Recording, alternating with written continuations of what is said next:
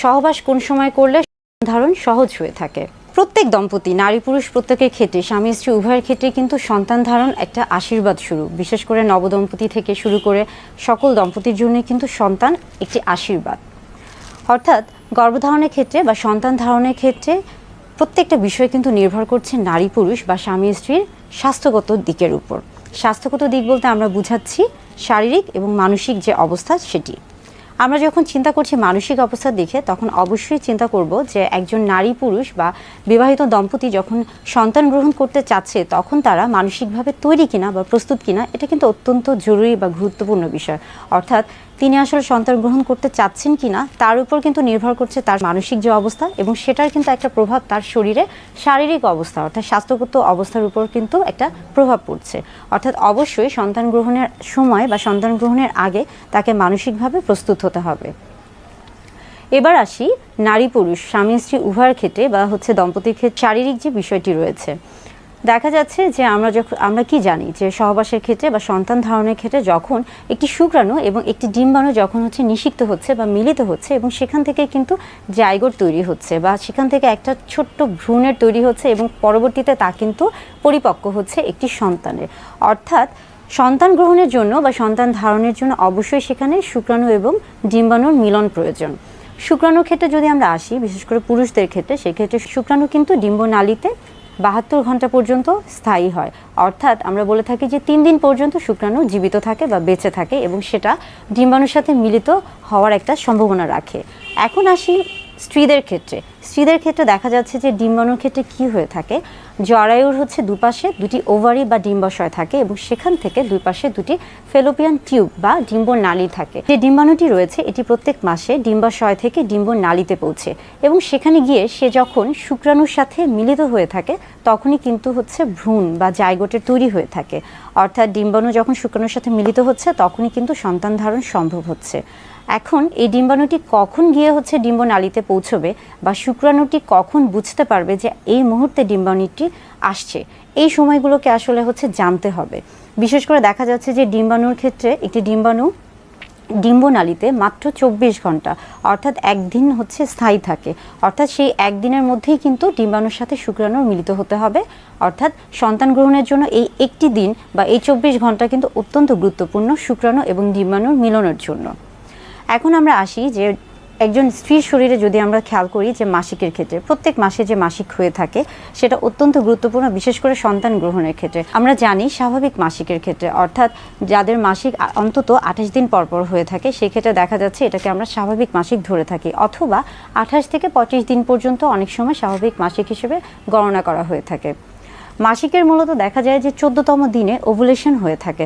অর্থাৎ এটাকে আমরা ফার্টাইল পিরিয়ড বা ফার্টাইল টাইম বা ফার্টাইল উইন্ডো বলে থাকি। অর্থাৎ এই সময় ডিম্বাণুটি ডিম্বনালীতে গিয়ে পৌঁছে।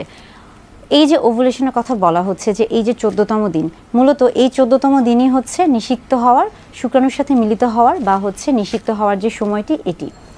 যাদের আসলে মাসিক স্বাভাবিকভাবেই দেখা যায় যে 28 থেকে 25 দিনের মধ্যে হয়ে থাকে, তাদের ক্ষেত্রে মূলত আমরা বলে থাকি যে তারা এলএমপি অর্থাৎ first day of last menstrual period, বিশেষ করে শেষ মাসিকের প্রথম যে দিন মাসিকটি শুরু হয়েছে সেদিন থেকে গণনা করে 14তম দিন পর্যন্ত যেতে হবে, এবং সেই 14তম দিনে গিয়ে কিন্তু তার ওভুলেশন হবে। এটা মূলত দেখা যায় যে টানা 6 মাসে যদি তার মাসিকটি স্বাভাবিক হয়ে থাকে বা রেগুলার সাইকেল হয়ে থাকে, সেই ক্ষেত্রে কিন্তু এই যে গণনাটি এটি কিন্তু কাজ করবে। অর্থাৎ এই 14তম দিনে গিয়েই কিন্তু সন্তান গ্রহণ সম্ভব, যদি শুক্রাণু সেখানে পৌঁছে থাকে, সেই সময়ে পৌঁছে থাকে। অনেক সময় আমরা বলে থাকি যে এই 14তম দিনের সাথে অনেক সময়, বিশেষ করে যাদের 28তম দিনে হয়ে থাকে বা 28 থেকে 25 দিনের মধ্যে হয়ে থাকে, সেই ক্ষেত্রে ওভুলেশনের সময়টা আমরা বলে থাকি যে 13, 14, 15 এই 3 দিন একটা ফার্টাইল পিরিয়ড বা সময়। এই সময় সহবাস করলে সেই ক্ষেত্রে সন্তান গ্রহণটা দ্রুত হয়ে থাকে। এখন আমরা আসি ওভুলেশন টাইম।